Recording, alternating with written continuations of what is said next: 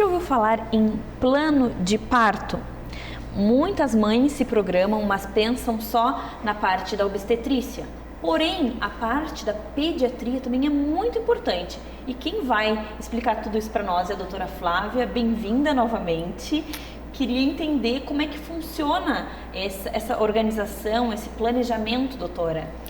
O plano de parto dá um entendimento, né, para aquela família de que realmente a família se planejou e estudou para tudo que vai acontecer na gestação, o parto propriamente dito e o pós-parto entrando o bebê. Então são as vontades e as questões relacionadas à humanização principalmente, mas em como que a família quer viver esse momento único, né, dessa gestação, desse parto e do nascimento do seu bebê. Entendi. Então daí assim, a mulher está grávida, então ela já tem que procurar, que a gente já fala bastante da importância de ter um pediatra já na gestação. Sim. Né?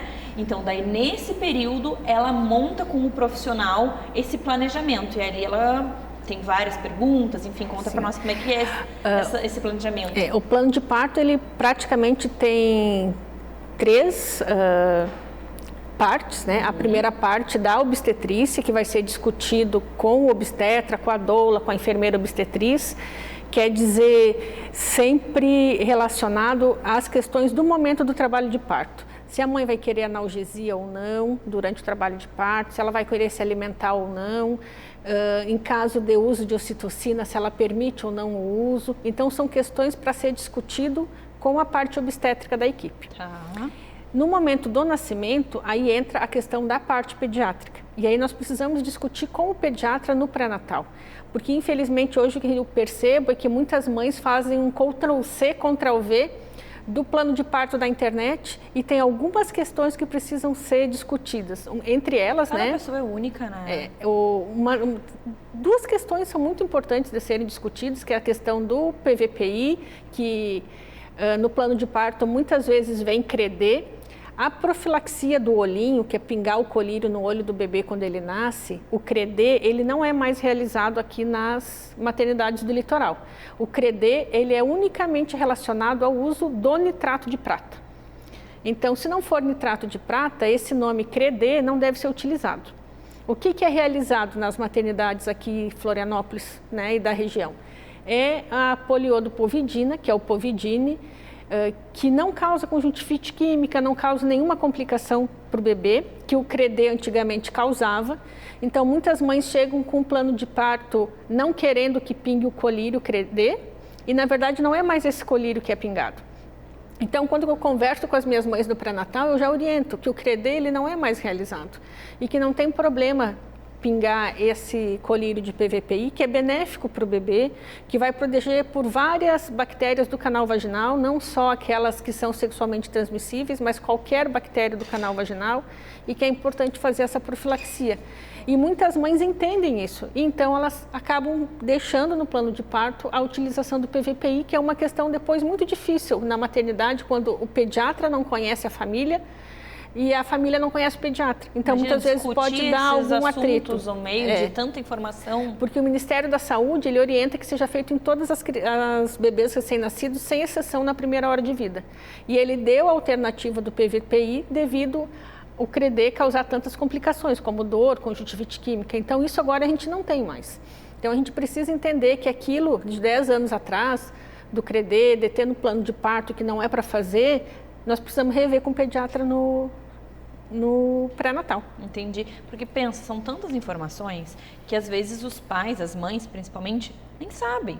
Então daí no meio daquele turbilhão, um monte de coisa acontecendo, dor, nascimento, enfim. E o plano de parto ajuda muito nisso, que já dá a vontade deles naquele momento que vai ser realmente um turbilhão. Sim, sem dúvida, e já deixa, e até porque assim, ó, quando a gente está com dor, quando a gente está, a gente não está pensando da mesma forma do que a gente pensa quando está grávida. Então por isso eu acho realmente muito importante debater esses assuntos, né, porque são vários, durante a gestação, porque dá mais segurança para que a vontade da mulher seja respeitada naquele momento, né? Isso mesmo. Então, além dessa questão, que mais que vocês trazem para a mãe nesse planejamento? A questão da vitamina K, né? A vitamina K ela não passa adequadamente através da placenta para o bebê e o bebê vai precisar da vitamina K como um cofator do sistema de coagulação que ele vai começar a utilizar sozinho. A doença hemorrágica do recém-nascido ela é rara, mas pode acontecer.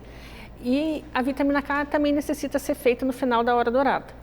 Então, ela pode ser feita de forma injetável ou via oral. Então, aquelas famílias que não querem que seja feita injetável e aí colocam no plano de parto que não é para fazer o Canaquion ou a vitamina K, a fitometadiona, a gente precisa modificar e conversar isso. Não, eu não quero que seja feita da forma injetável, mas a via oral eu gostaria que fosse feito, só que é um esquema diferente. Ao invés de fazer somente ao nascimento, a gente precisa fazer de 3 a 4 vezes no decorrer de uma semana.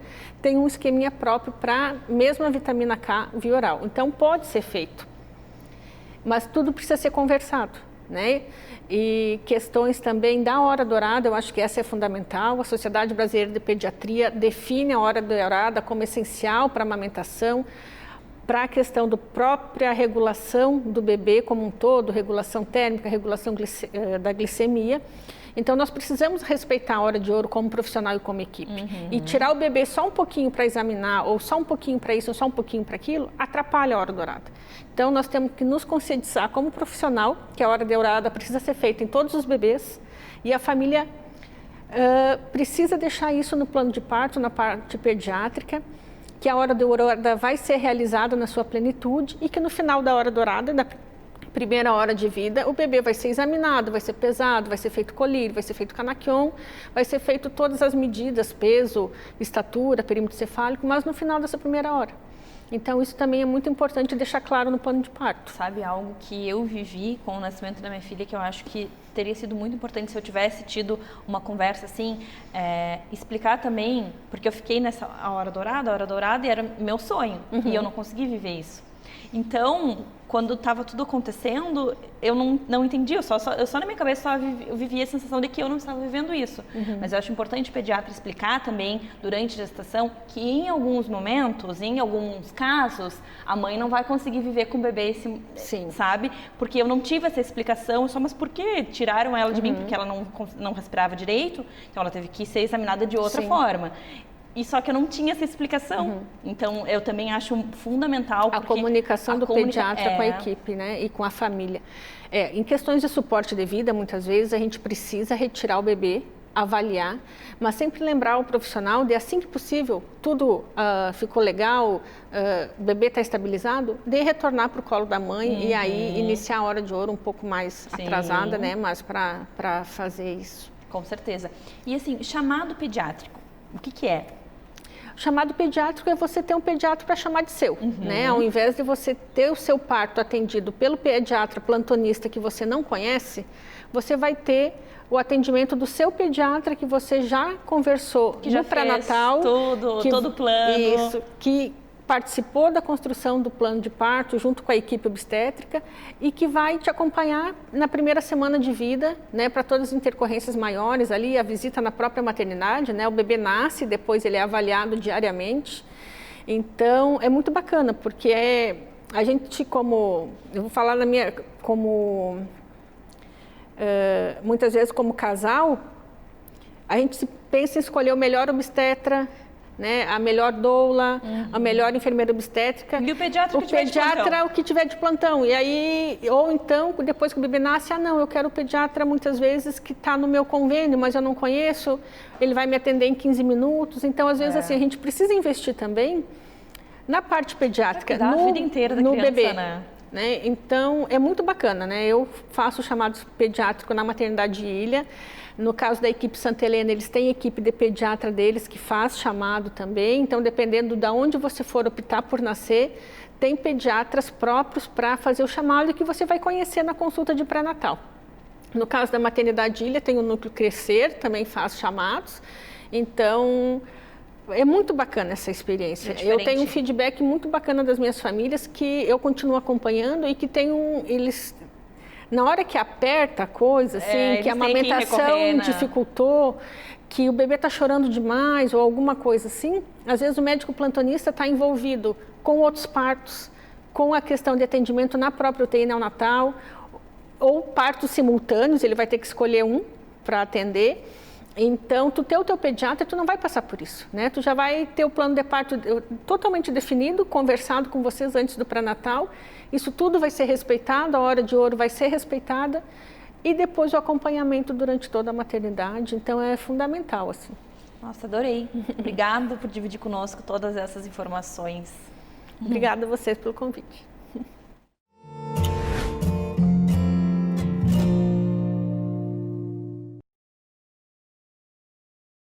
Você conhece a Dr. Kids?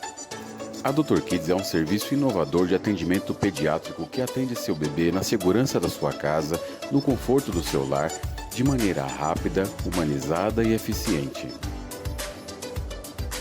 Com apenas alguns cliques, você localiza e aciona o pediatra mais próximo de sua casa. Baixe já o aplicativo para iOS ou Android e chame seu Dr. Kids. Dr. Kids, cuidando do que você tem de mais precioso.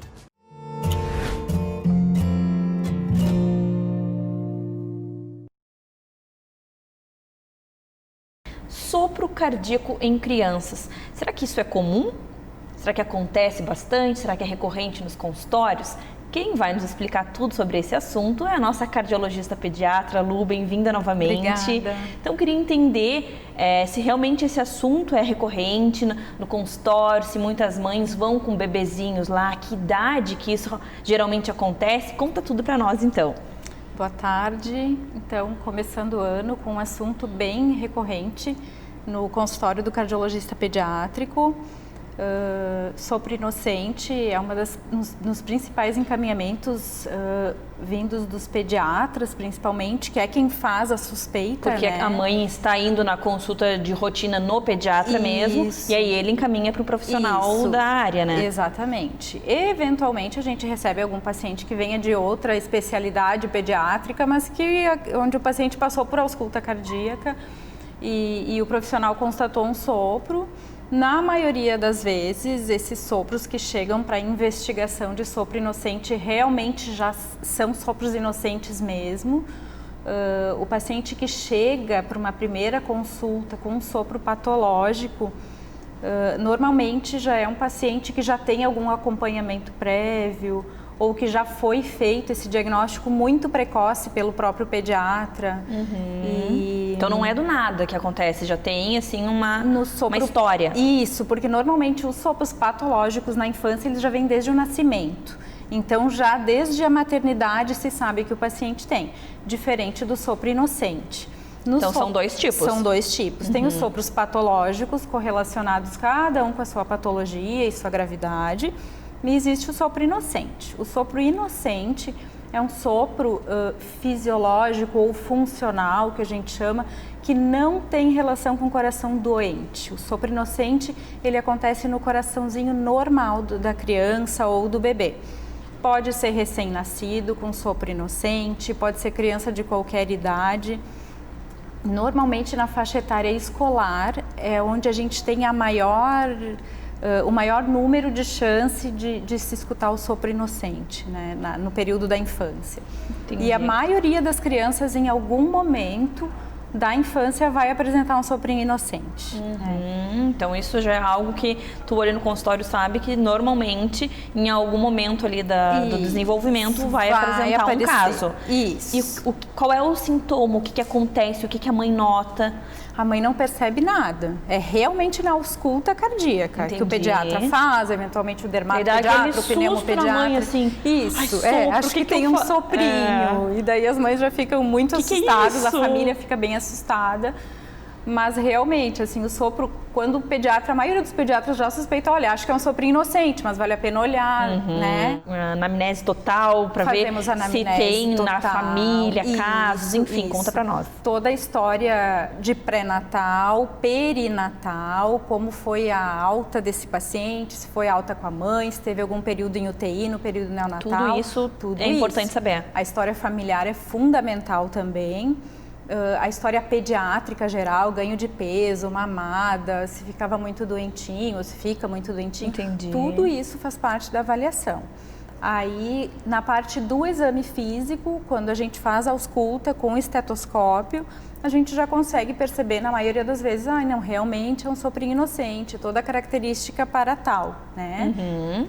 Mas acaba-se, na maioria das vezes, fazendo o exame de ecocardiograma, que é o ultrassom do coração, até para encerrar o assunto. Para ter certeza, né, Lu, né, para dar Isso, para ter certeza também. Diagnóstico bem preciso. Isso, para tranquilizar a família, porque aquele sopro pode sumir logo ou pode durar um pouquinho mais ainda na vida daquela criança. Entendi. E aí, eventualmente, a criança consulta numa emergência, tem um soprinho. Aí os pais, a família já pode dizer, a gente já sabe, já investigou. Não vai ser mais um susto. É um sopro inocente. Entendi. Okay. E daí, se não for inocente, o que se faz?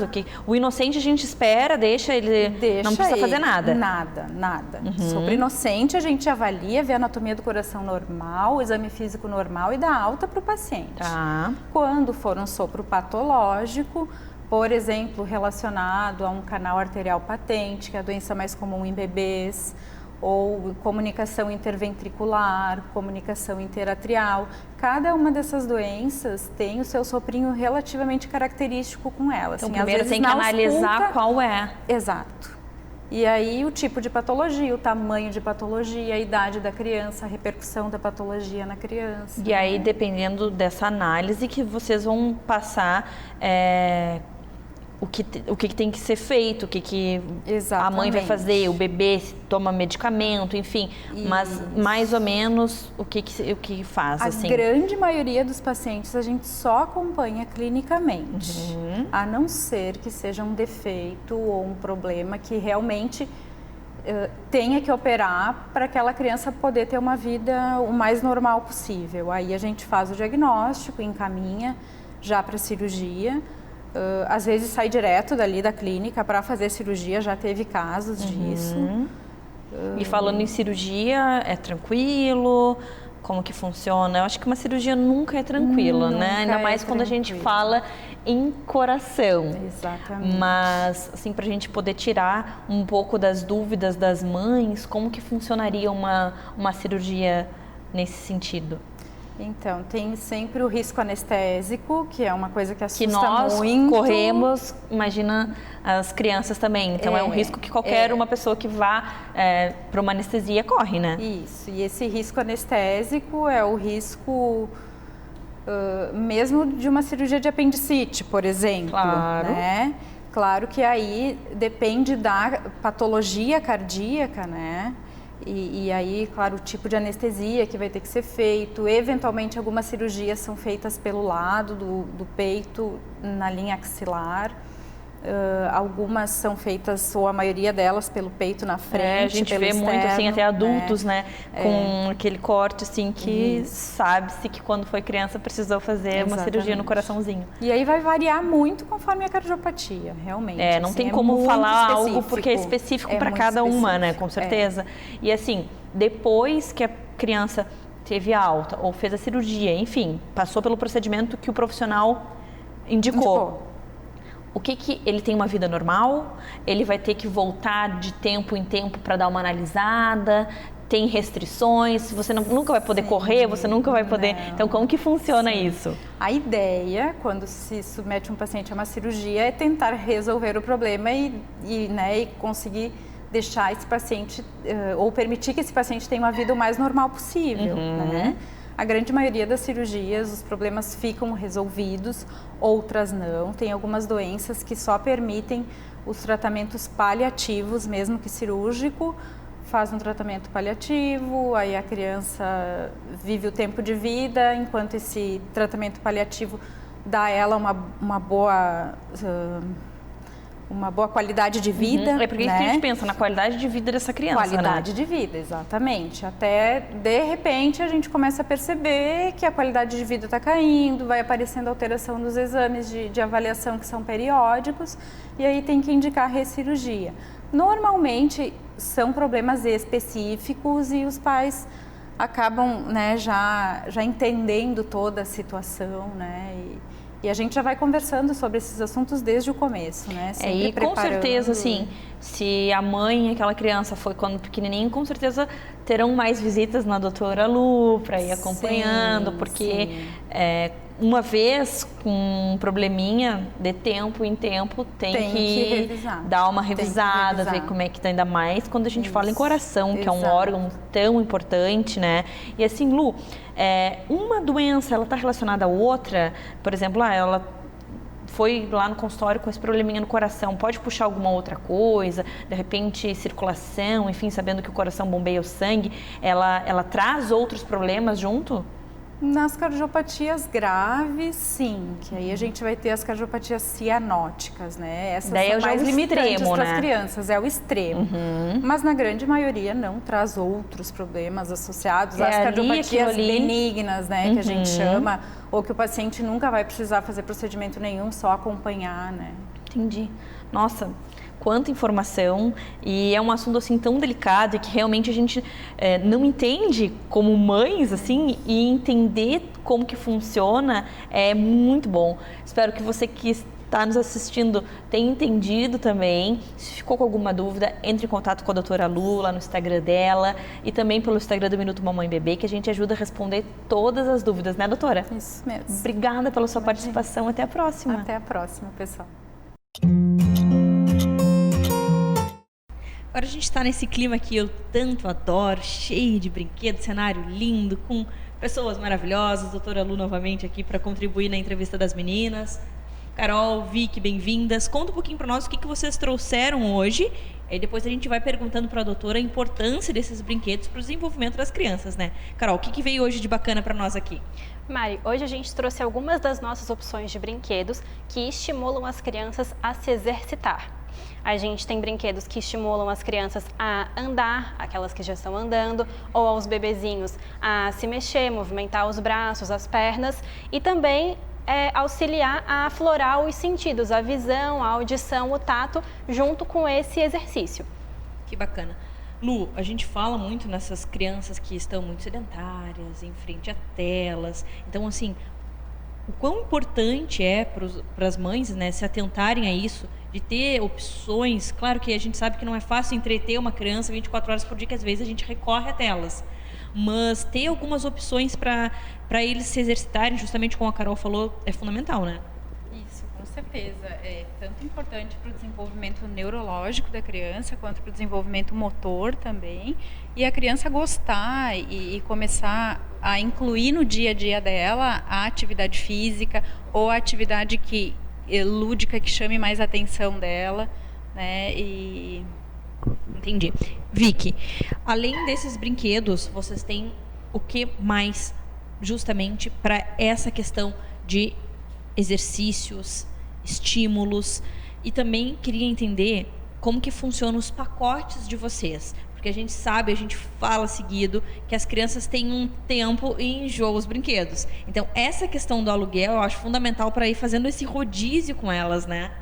Sim, Mari, todos os brinquedos que a gente procura alugar na Baby Boom não são desses tipos de tela, não são dessa tecnologia de entretenimento. Então, todos estimulam muitos sentidos e a maioria deles também um exercício ou algum movimentar da criança. A gente tem os brinquedos que andam sozinhos, que se mexem sozinhos, para os bebês se estimularem a engatinhar. A gente tem os andadores, para aqueles que estão começando a dar os primeiros passinhos, para ser bem seguro e também com bastante luz, bastante som, bastante cor. A gente tem outros, esses brinquedos com arco, que estimulam os bebês a movimentar os bracinhos, ou com um pianinho, que movimenta os pezinhos, aí já faz o som e entretém. E todo o nosso aluguel é sempre por 15 dias. Então, a pessoa entra no nosso site ou em contato conosco, escolhe o produto e aluga por um período de 15 dias. Também pode renovar por mais 15 e assim consequentemente. Tem sido um período bem interessante, várias vezes a gente vai pegar os brinquedos na casa das famílias e eles falam: olha, já estava realmente na hora de devolver, já virou mais um brinquedo como todos os outros que a criança tem em casa. Então, essa é uma das grandes vantagens do aluguel, né? A pessoa pega, usa até cansar, até enjoar, depois devolve, não fica em casa, não fica acumulando coisa e sempre dá para renovar, sempre tem novidade e pode estimular de várias maneiras com os nossos diversos brinquedos. Que bacana. Carol, como é que funciona agora em tempos de pandemia a higienização? A gente já sabe que vocês entregam na casa das famílias e buscam. Sim. Quanto tempo depois que vocês buscam, ele volta a estar disponível no site, justamente para passar a segurança para as famílias? Como é que vocês higienizam? Como é que vocês deixam, bom, agora ele está ok para ir para outra família? A gente tem os critérios de higienização bem definidos e bem rigorosos. Todas as partes plásticas dos brinquedos são limpas com álcool 70 e com produto atóxico e indicado para bebês. E os tecidos são todos limpos com passador a vapor. Inclusive, a gente manda para as famílias todo o nosso protocolo de limpeza para que elas fiquem bem seguras. E, além disso, tem um período de 3 dias entre uma locação e outra que a gente reserva para poder dar essa higienização adequada, preparar para a próxima família. Os brinquedos são todos embalados em sacos plásticos que vêm lacrados. Então, tudo pensando na higiene e na segurança para a pessoa poder se divertir em família sem se preocupar. Legal. Lu, a gente pensando em estímulo, desde sempre a gente pode estimular uma criança? Tem uma idade, muito bebezinho não pode? Quando que a gente pode começar a estimular eles? E também, assim, a gente até comentou com as meninas, cada faixa etária é um estímulo diferente, né? Então eu queria que tu falasse um pouquinho para nós sobre isso. Os estímulos respeitando as faixas etárias, né, Mari, obviamente. E não estimular as telas, né? Por isso a importância dos brinquedos, e quando a criança perde o interesse pelo brinquedo, que é exatamente isso que as meninas falaram, poder passar para um próximo, né? Mas aquela fase de RN, de recém-nascido, até 1º mês, 2º mês, não tem muito, né? Mamar e dormir, né? Para crescer, para se desenvolver. Os estímulos. Isso, para depois virem, mas assim, o bebê começa a ficar mais firminho, já vai pro tatame no chão, bota brinquedo na volta, não deixa bem do ladinho, deixa um pouquinho mais afastado para a criança conseguir, assim, buscar o brinquedo, né? E aí já desenvolve o olhar, o movimento, a força, né? E aí, dependendo do brinquedo, motricidade fina, enfim. Que legal. Todo estímulo que não for tela, acho que é válido. Sim, né? Verdade. Vicky, como é que funciona assim, a seleção dos brinquedos da Baby Boom? Vocês estão sempre pesquisando, porque a gente sabe que vocês não são mães, mas estão super por dentro de tudo. Então, assim, vocês estão sempre lendo, buscando informações e vendo novas opções, porque todo dia, toda vez que vocês vêm aqui, tem brinquedo diferente. Então, como é que funciona, assim, essa escolha? Sim, Mari, a nossa curadoria é bem criteriosa. A gente primeiro procura empresas que trabalhem com produtos bem seguros. A gente trabalha só com marcas renomadas nesse universo infantil. Então, a gente já vai selecionando mais por marcas que nós mesmas já confiamos. E dentre essas marcas, nós procuramos os lançamentos e também os produtos que são mais inacessíveis aos nossos consumidores. Aqueles brinquedos muito caros, que não vale a pena comprar, ou aqueles realmente que a fase de uso é muito restrita, muito pequena. Tudo que, assim, a família vai aproveitar por pouco tempo é aquilo que a gente está de olho para adquirir e oferecer para essas famílias. Dentre os brinquedos, esses mais lançamento, mais novidades, que têm mais funções, mais luzes, mais cores, que se adaptam a diversas fases, são esses que a gente está sempre de olho. Entendi. Carol, e são brinquedos todos novos, por exemplo. A Martina não gosta mais do brinquedo, vou lá e jogo na Baby Boom e vocês alugam. Não existe essa possibilidade. E também quando tá alguma coisa danificada, vocês já trocam também? Como é que funciona esse critério? Exatamente. Todos os brinquedos nós compramos. Justamente para proporcionar essa qualidade para as famílias. A gente sempre revisa os brinquedos antes e depois de cada locação, a gente confere as pilhas, a gente sempre coloca pilhas novas, a gente usa inclusive pilhas recarregáveis também por conta da sustentabilidade do meio ambiente. E, de fato, quando acontece alguma situação com algum brinquedo, a gente logo substitui para sempre trazer uma coisa nova, uma coisa bem arrumada e bonita para as famílias que vão usar, como se fossem delas próprias, né?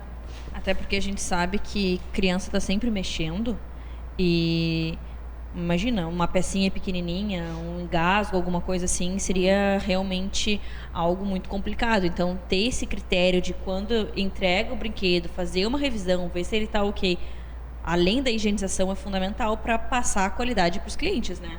E Mari, a gente também gosta de trabalhar bastante nas famílias que alugam com a gente, ou nas que ainda estão um pouco indecisas, que o aluguel não tem mais aquela ideia de um produto ultrapassado, um produto antigo, um produto que já foi muito usado, que não tem mais muita serventia para outras pessoas e colocam para alugar. Então, a gente quer realmente mudar esse conceito, oferecendo sempre produtos de primeira linha, tudo sempre muito higienizado, São produtos bem atuais. A gente vê que é tudo bem novinho, não tem nada, nem arranhão, nada danificado. Eu já usei produtos de vocês e vi, assim, a qualidade é como se a gente estivesse pegando da loja. Só a diferença é que quando quando a criança enjoa, a gente não precisa jogar fora, não precisa acumular numa peça. A gente pode devolver para vocês e trocar. Essa é a ideia que a gente busca. Que bacana. Meninas, obrigada. Doutora, obrigada por contribuir com todas essas informações. E até a próxima. Obrigada, Mari. A gente escolheu um tema muito importante para as mulheres. Eu e a doutora Tami, bem-vinda novamente. Obrigada, Mari. Vamos falar sobre exames mamários. Então, assim, são vários exames que as mulheres podem fazer para a prevenção do câncer de mama, para saber como é que tá a mama. Então, conta para nós, explica tudo para nós. Quando a gente fala em exames, a gente pensa sempre no exame de imagem, na mamografia, nutrição. Primeiro passo, o exame físico, né? O exame físico não deixa de ser um exame. O que é o exame físico? É o exame clínico, né? O exame que vai ser feito no consultório. Pode ser feito com o ginecologista, dependendo da idade, ou às vezes até com o mastologista diretamente. Tá. O que é o exame físico? É a palpação das mamas, né? Quando a gente faz o exame físico, a gente faz a inspeção. Então, a gente primeiro vai analisar as mamas de forma dinâmica e de forma estática. Então, quando a gente vai fazer o exame, a gente vai lá e pede, senta pra gente na maca. Isso já é uma forma de exame, a gente já vai olhar a conformação das mamas, a gente vai olhar se tem alguma assimetria, se tem alguma retração, se tem algum abaulamento, alguma diferença de cor, assimetria, né, que eu falei antes. Então, esse é o nosso primeiro passo. Tá. Segundo passo, a gente faz a inspeção dinâmica. Então, bota a mão na cintura, coloca a mão lá na cabeça. Isso tudo é uma forma da gente acentuar alguma possível alteração da mama. Daí tu mexe e aí, Por se isso tem que, alguma coisa, vai mexendo ali também. Exatamente. Na verdade, se eu tenho algum nódulo, algum tipo de alteração na mama, às vezes, durante a movimentação, na inspeção dinâmica, essa alteração ela fica mais visível. Então, isso é uma forma de exame também. Depois disso, a gente tem a palpação, que ela é feita primeiro com a paciente sentada, né? A gente vai examinar primeiro as áreas de linfonodos, onde a gente tem ínguazinhas. Então, a gente analisa sempre a fossa supraclavicular, a fossa infraclavicular e a axila. Então, isso faz parte do exame da mama também. Depois disso, a gente pede para a paciente deitar, geralmente com os braços atrás da cabeça, que a gente consegue ter uma exposição e sentir melhor as alterações da mama, e faz a palpação, né? Essa é bem conhecida, acho que toda mulher em consultório já teve que fazer alguma vez. Acho que esse é o primeiro exame da mama, é um exame bem básico, mas a gente não pode esquecer da importância dele, né? Faz parte. A gente acredita que o exame do consultório acabe sendo superior ao autoexame da mama. Talvez pelo treinamento, pela experiência, os médicos consigam pegar lesões menores do que a paciente em casa, no autoexame. Por isso que ele é mais importante do que o autoexame. Não tirando a importância do autoexame da mama, mas complementando, né? Uma coisa ajuda a outra. Com certeza. O primeiro exame de imagem que a gente vai falar é a mamografia, né? Acho que esse eu friso bastante. E é o mais conhecido. É o mais conhecido. Não necessariamente o mais realizado, mas é o mais conhecido, né? Então, a mamografia, ela é uma foto das nossas mamas. A gente faz com um aparelho que a gente chama de mamógrafo, né? Ele tira duas imagens de cada mama, digamos assim. Então, a cada mamografia a gente vai ter 4 imagens que a gente vai analisar. E esse é o exame considerado de rastreio para câncer de mama. Através dele, a gente consegue pegar lesões antes delas serem palpáveis, lesões extremamente pequenas, lesões que não chegam a dar sintomas. E esse é o nosso intuito quando a gente faz a prevenção. Ele não vai fotografar só por fora, ele vai pegar a parte de dentro, né? Internamente. Eles são duas imagens, né? Uma é a crânio-caudal, a gente olha como se fosse de cima, assim, das mamas. Entendi. E outra oblíquo médio-lateral, uma foto da lateral da mama. E a gente consegue ver ali se tem nódulo, se tem calcificação, se tem assimetria, se tem distorção da arquitetura, que a gente fala. Então, a gente consegue ver muito bem a mama e detectar lesões, às vezes, antes delas serem um câncer propriamente dito, consegue ver lesões pré-cancerígenas ou até lesões cancerígenas também. Segundo exame de imagem que a gente vai falar é o ultrassom de mama. Esse sim, eu acho que talvez seja até mais realizado, super conhecido, super difundido, porque é um exame que é de fácil acesso, né? Eu não preciso do aparelho de mamógrafo, então é muito mais fácil eu ter um aparelho de ultrassom do que um mamógrafo. Sim. É um exame que não tem radiação, então não traz prejuízo de forma nenhuma, né? A mamografia tem radiação, é uma dose extremamente baixa, mas tem. A ultrassom não tem. E o ultrassom, ele é geralmente ele é usado associado à mamografia. Então, precisasse fazer uma mamografia, eu fiz de rotina, apareceu alguma alteração, eu quero enxergar ela melhor, daí eu posso precisar fazer um ultrassom para complementar. Ou às vezes tu fizesse uma mamografia, tua mama ela é muito densa, quer dizer que ela tem muito parênquima mamário, ela tem muita glândula mamária. Às vezes, o fato dela ser muito densa, ela pode obscurecer lesões muito pequenas. Então, o ultrassom consegue ajudar a ver essa mamografia. Então, ele é usado de forma complementar. E o ultrassom também é muito legal nas pacientes mais jovens, que geralmente é quando a mama é mais densa e tem algum sintoma.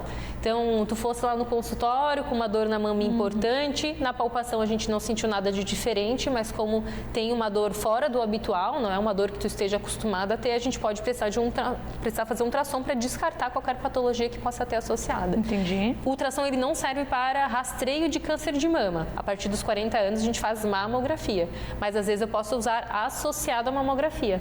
Então, uma mulher depois de 40 anos para prevenção de câncer de mama, às vezes se ela tem uma história grande na família de câncer de mama, ou se ela tem a mama densa, ou se aparecer alguma alteração na mamografia, ela pode precisar de mamografia com ultrassom. Eles se complementam, né? Outro exame de mama que é pouco falado, mas ele é muito útil em alguns casos, é a ressonância de mama.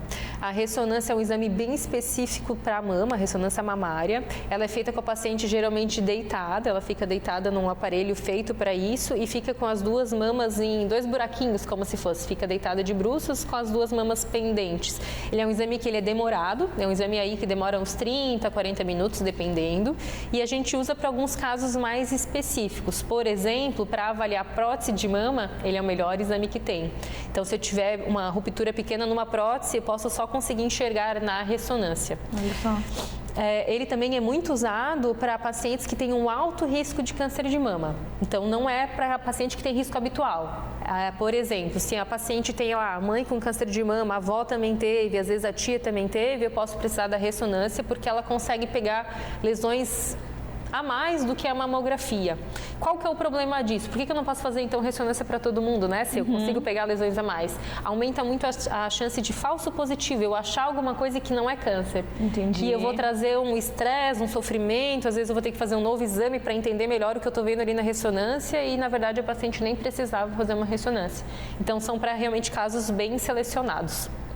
Acho que esses são os principais exames de mama. Eu tenho outros ainda, mas eu acho que esses são os mais difundidos. Então, conhecendo esses exames, a gente sabe que toda mulher, em algum caso, dependendo do caso, com esses exames, a gente vai descobrir um positivo. Aí na verdade, se eu tiver alguma alteração nesses exames, eu posso precisar prosseguir a minha investigação, daí eu posso precisar de uma biópsia. Entendi.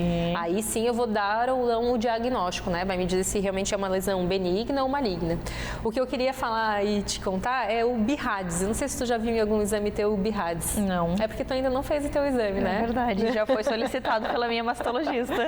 O BIRADS é uma forma que a gente padroniza os resultados de exame de mama. Então, todo exame de mama que tu fizeres, tu vai ter o tal do BIRADS. O que é o BIRADS? É uma forma de todo mundo falar a mesma língua. Então, esse BIRADS, ele dá pra gente a probabilidade dessa lesão ser um câncer. Então, possibilidades de BIRADS. Eu posso fazer uma mamografia e receber lá o BIRADS 0. O que é o BIRADS 0? O BIRADS 0, ele está falando que eu preciso de mais exames para complementar a mamografia. Então, às vezes, eu vi uma imagem na mamografia, eu não consigo ver ela tão bem pela mamografia, eu queria complementar essa imagem. Aí é o BIRADS 0. Aí eu posso precisar fazer um ultrassom, por exemplo. Então, esse é o BIRADS 0. Quando a gente tem o BIRADS 1, eu estou falando assim, não tem nada aqui, só tem mama, tá tudo bem no exame. Então, o BIRADS 1 é um exame totalmente normal, sem nenhum achado. Um exame bem tranquilizador. Eu posso ter um BIRADS 1 tanto na mamografia quanto no ultrassom.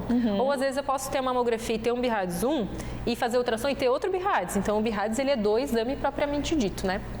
Quando a gente ganha o BIRADS 2, ele está falando que viu uma coisa no exame e tem certeza absoluta que essa coisa é benigna. Então, por exemplo, se eu achar uma ínguazinha dentro da minha mama, é um achado totalmente normal, a gente não tem que se preocupar, é um BIRADS 2. Eu vi uma coisa e sei que ela é benigna. Essa pessoa vai ter que fazer os exames conforme a rotina da idade dela. Quando a gente encontra o BIRADS 3, e às vezes o BIRADS 3 dá mais preocupação do que os demais, o BIRADS 3 ele está querendo dizer assim, provavelmente benigno. Então, quando eu vejo um nódulo que ele não estava num exame anterior e eu preciso ver como ele vai se comportar, eu ganho um BIRADS 3. Ele está falando assim, olha, eu tenho quase certeza que é benigno, mas eu quero repetir em 6 meses para ter certeza. Quando a gente tem um BIRADS 3, a chance dessa lesão ser um câncer, ela é menor do que 2%. Mas ela existe. Uma chance extremamente pequena, mas existe. E por isso eu preciso repetir em 6 vezes para ver se a gente está se enquadrando ali naqueles menos de 2%. Entendi. 98% das vezes não vai ter nada, Sim. né? Mas por isso que a gente precisa repetir em 6 meses. Quando a gente ganha um BIRADS 4, aí quando a gente tem que se atentar. O BIRADS 4, ele está falando assim, existe uma possibilidade de neoplasia, de câncer. Então, quando a gente ganha o BIRADS 4, está falando assim, precisa de biópsia. É isso que ele está querendo dizer com o BIRADS 4. Quando a gente ganha o BIRADS 5, e esse geralmente é o que a gente menos gosta, o BIRADS 5 está falando assim, tem cara de câncer. A possibilidade de câncer ela é em torno de 90%. Não quer dizer que seja. Pode ser que ele tinha cara de câncer e não era câncer, mas a chance de ser é grande. Então, quando a gente tem o BIRADS 5, a gente precisa de biópsia para confirmar ou descartar o diagnóstico. E também tem o BIRADS 6, que na verdade é quando a paciente já sabe que tem câncer e está fazendo um exame de acompanhamento para ver a evolução do tratamento.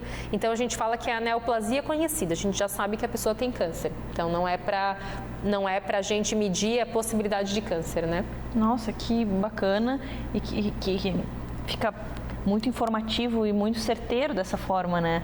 Adorei, obrigada por dividir tanto conhecimento. A gente sabe que as nossas médicas aqui estão sempre estudando e buscando as melhores tecnologias para oferecer um tratamento e cuidado da melhor forma possível para as pessoas que buscam vocês. Então, assim, parabenizo a ti e a todas as nossas médicas e agradeço por dividir conosco esses conhecimentos. Até a próxima. Obrigada, até a próxima, Mari.